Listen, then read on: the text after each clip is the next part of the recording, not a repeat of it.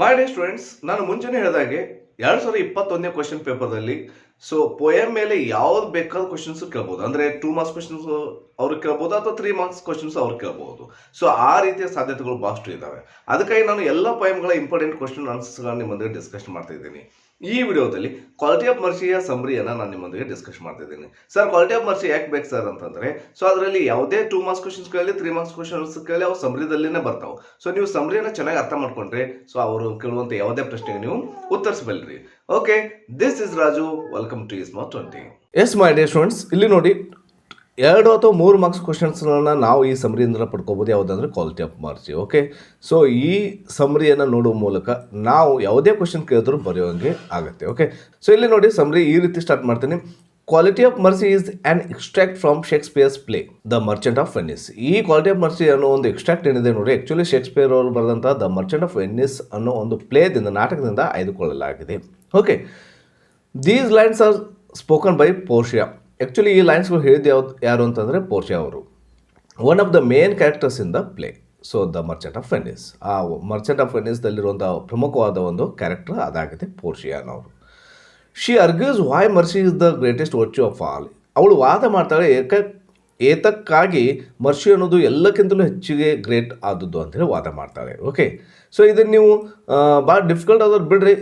ಇಷ್ಟರೇ ಬರಿಬೇಕು ನೀವು. Quality of mercy is an extract from Shakespeare's play the Merchant of Venice ಅಂತಾರೆ ಬರೀರಿ. Okay, ಇಷ್ಟರ ಬರೀರಿ. And Portia compares mercy to the gentle rain. Portia ಏನು ಮಾಡ್ತಾಳೆ, ಕಂಪೇರ್ಸ್ ಮಾಡ್ತಾಳೆ ಮರ್ಸಿಯನ್ನು ಅದಕ್ಕೆ ಕಂಪೇರ್ ಮಾಡ್ತಾಳೆ, ಜೆಂಟಲ್ ರೈನ್ಗೆ ಕಂಪೇರ್ ಮಾಡ್ತಾಳೆ. It falls from heaven to the ground. ಅದು ಎಲ್ಲಿಂದ ಬರ್ತಾ, ಹೆವನ್ನಿಂದ ಗ್ರೌಂಡಿಗೆ ಬರುತ್ತೆ. ನೋಡಿರಿ, ಎಲ್ಲ ಕ್ವಶನ್ಸ್ಗಳು ಇಲ್ಲಿ ಬರ್ತಾ ಇದ್ದಾವೆ ನೋಡಿರಿ. It is twice blessed. ಅದು 2 ಸಲ ಆಶೀರ್ವದಿಸಲ್ಪಡುತ್ತದೆ. As it blesses the man who shows mercy to someone in need it. ಯಾರಿಗೆ ಅವಶ್ಯಕತೆ ಇದೆಯೋ ಅವರಿಗೆ ಮನುಷ್ಯ ಕರುಣೆಯನ್ನು ತೋರಿಸಿದರೆ ಅವನು ಕೂಡ ಆಶೀರ್ವದಿಸಲ್ಪಡುತ್ತಾನೆ. And it also blesses the person who receives it. ಯಾರು ಅದನ್ನು ರಿಸೀವ್ ಮಾಡ್ಕೋತಾರೋ ಅವರಿಗೂ ಕೂಡ ಬ್ಲೆಸಸ್ ಸಿಗುತ್ತೆ ಅಂತ ಹೇಳ್ತಿದ್ದಾರೆ. Yes, mercy blesses both the giver and the receiver. ಇಬ್ಬರಿಗೂ ಆಶೀರ್ವದಿಸಲ್ಪಡುತ್ತದೆ, ಗಿವರ್ಗೂ ಕೂಡ ರಿಸೀವರ್ಗೂ ಕೂಡ ಅಂತ ಸಿಂಪಲ್ ಆಗಿ ಹೇಳ್ಬೋದು. Okay, and 2 paragraphs completed. And here 3rd paragraph. It is the most powerful of all virtues and enhance the glory of A king more than his crown. ನೋಡಿ, mercy ಅನ್ನೋದು ಭಾಳಷ್ಟು ಪವರ್ಫುಲ್ ಆಗಿದೆ. ಎಷ್ಟು ಗ್ರೇಟ್ ಅಂದರೆ ಆ ಕ್ರೌನ್ಗಿಂತಲೂ, ಕಿಂಗ್ನ ಕ್ರೌನ್ಗಿಂತಲೂ ಭಾಳಷ್ಟು ಗ್ರೇಟ್ ಆದದ್ದು.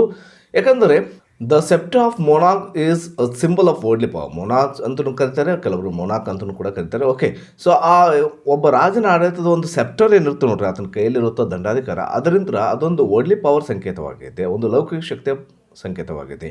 It controls people through fear. ಒಂದು ಹೆದರಿಕೆಯಿಂದ ಜನರನ್ನು ಕಂಟ್ರೋಲ್ ಮಾಡಲಿಕ್ಕೆ ಸಾಧ್ಯ ಇದೆ. Okay, the sceptre creates awe and fear in the hearts of the people. ಇದು ಆಲ್ರೆಡಿ ಕ್ವಶನ್ಸ್ದಲ್ಲಿ ಬಂದಿದೆ ನೋಡಿ. ಸೆಪ್ಟರ್ ಏನನ್ನು ಕ್ರಿಯೇಟ್ ಮಾಡ್ತದೆ ಜನರ ಮನಸ್ಸಲ್ಲಿ ಮತ್ತು ಹೃದಯದಲ್ಲಿ ಅಂತಂದರೆ ಒಂದು ಫಿಯರ್ನೆಸ್, ಹೆದರಿಕೆಯನ್ನು ಕ್ರಿಯೇಟ್ ಮಾಡುತ್ತೆ. But mercy is above this. ಎಲ್ಲಕ್ಕಿಂತ ಹೆಚ್ಚುದು ಯಾವುದು ಅಂದರೆ mercy.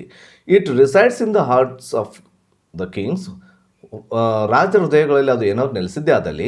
And is a quality of God himself. ಆತ ಒಬ್ಬ ದೇವರ ಗುಣವನ್ನು ಹೊಂದಿದಂಥ ವ್ಯಕ್ತಿ ಆಗುತ್ತಾನೆ. If mercy is a part of justice then this ಅರ್ಲಿ power shines like a godly power. Wow. ಅದು ಆತನ ನ್ಯಾಯದಲ್ಲಿ ಒಂದು ಕರುಣೆ ಅನ್ನೋದು ತುಂಬಿದ್ದರೆ ಅದೊಂದು ಗಾಡ್ಲಿ ಪವರ್ ಆಗಿ ಹೊಳೆಯುತ್ತದೆ ಅಂತ ಹೇಳ್ತಿದ್ದಾರೆ. Okay, S. ಇಲ್ಲಿಗೆ ಸಮರಿ ಮುಗೀತಾ. ಅದನ್ನು ನಾನು ಓನ್ಲಿ 8 ಪಾಯಿಂಟ್ಸ್ ಮೂಲಕನೂ ನೆನಪಲ್ಲಿ ಇಟ್ಕೋಬೋದು. ಯಾವ ಅಂತ ನೋಡಿ, mercy is compared to the gentle rain. It falls from heaven to the ground. It is twice blessed. ಯಾರಿಗಾದ್ರೂ ವೀಕ್ ಸರ್ ನಮಗೆ ಅಷ್ಟೊಂದು ನೆನಪು ಇಡಲಿಕ್ಕೆ ಆಗಲ್ಲ ಅನ್ನೋರಿಗೆ ಇದನ್ನು ನೋಡ್ಕೋಬೋದು. Okay, and mercy blesses both the giver and the receiver. Mercy is the mightiest in the mightiest. The sceptre of a ಮೊನಾಕ್ is a symbol of worldly power. It controls people through fear and it resides in the hearts of the kings and is a quality of God himself ಅಂತ ಕೊಟ್ಟಿದ್ದೀನಿ. ಇಷ್ಟು ಈಸಿಯಾಗಿ ನಾವು ಸಮುದಾಯ ನೆನಪಲ್ಲಿ ಇಟ್ಕೋಬೋದು. Okay, ಇಲ್ಲಿಗೆ ಈ ವಿಡಿಯೋ ಮುಗಿಸ್ತೀನಿ. ಚೆನ್ನಾಗಿ ಸ್ಟಡಿ ಮಾಡ್ತಾ ಇರಿ, ಹಾಗೆ ನಿಮ್ಮ ಆರೋಗ್ಯದ ಬಗ್ಗೆ ಕಾಳಜಿ ಇರಲಿ ಅಂತ ಹೇಳ್ತಾ, ಹಾಗೆ ಈ ನಮ್ಮ ವಿಡಿಯೋ ನಿಮಗೆ ಇಷ್ಟವಾದಲ್ಲಿ ಹೆಚ್ಚು ಲೈಕ್ ಮಾಡಿ, ಶೇರ್ ಮಾಡಿ, ಜೊತೆಗೆ ಸಬ್ಸ್ಕ್ರೈಬ್ ಆಗೋದನ್ನು ಮರಿಬೇಡಿ. ಯಾಕಂದರೆ ನಾನು ಇದೇ ರೀತಿ ವಿಡಿಯೋ ಮಾಡ್ತಿರ್ತೀನಿ. ನೀವು ಸಬ್ಸ್ಕ್ರೈಬ್ ಆಗಿ ಮತ್ತು ಅಲ್ಲಿ ನೋಟಿಫಿಕೇಷನ್ ಬೆಲ್ದಲ್ಲಿ ಆಲ್ ಅಂತ ಕ್ಲಿಕ್ ಮಾಡಿ. ಕೆಲವೊಬ್ಬರು ನೋಟಿಫಿಕೇಷನ್ ಹೋಗ್ತಾ ಇಲ್ಲ ಅಂತ ಹೇಳ್ತಿದ್ದಾರೆ. ಅಲ್ಲಿ ಆಲ್ ಅಂತ ಕ್ಲಿಕ್ ಮಾಡಿದ್ರೆ ಎಲ್ಲ ವಿಡಿಯೋಗಳು ನಿಮಗೆ ಆಟೋಮೆಟಿಕ್ಕಾಗಿ ತಲುಪ್ತಾ ಇರ್ತವೆ. Thank you for watching. Have a nice